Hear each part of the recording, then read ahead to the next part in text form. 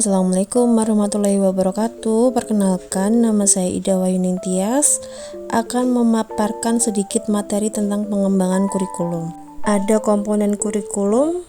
Pertama ada tujuan, isi, strategi, evaluasi. Selanjutnya ada landasan kurikulum.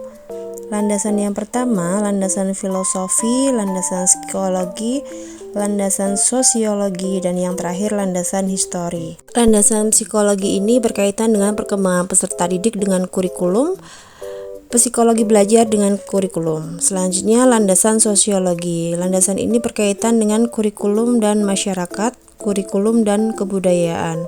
Lalu yang ketiga, landasan historis.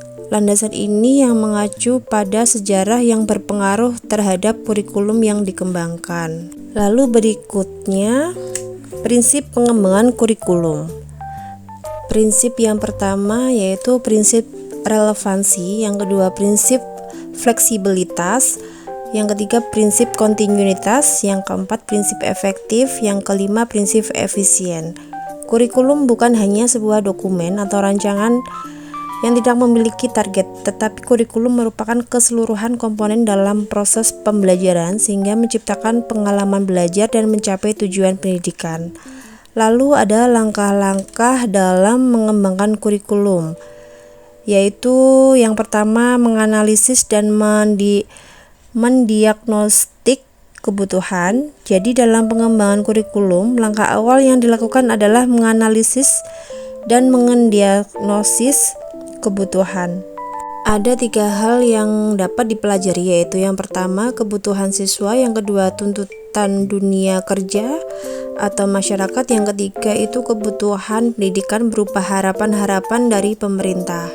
Lalu selanjutnya merumuskan tujuan. Setelah memperoleh hasil diagnostik kebutuhan, langkah selanjutnya adalah merumuskan tujuan. Isi tujuan kurikulum secara hierarkis mulai dari tujuan umum sampai pada tujuan-tujuan yang lebih khusus dan operasional. Tujuan kurikulum meliputi yang pertama tujuan pendidikan nasional, yang kedua tujuan institusional, yang ketiga tujuan kurikuler, dan keempat tujuan instruksional khusus dan umum. Selanjutnya, langkah pengembangan kurikulum yang ketiga yaitu pemilihan pengorganisasian materi dan pengalaman. Pengorganisasian dapat dilakukan dengan memilih, menilai, dan menentukan jenis bidang studi apa yang harus diajarkan pada jenjang persekolahan. Jadi itu tadi yang termasuk dalam pengembangan kurikulum. Sekian dan terima kasih. Wassalamualaikum warahmatullahi wabarakatuh.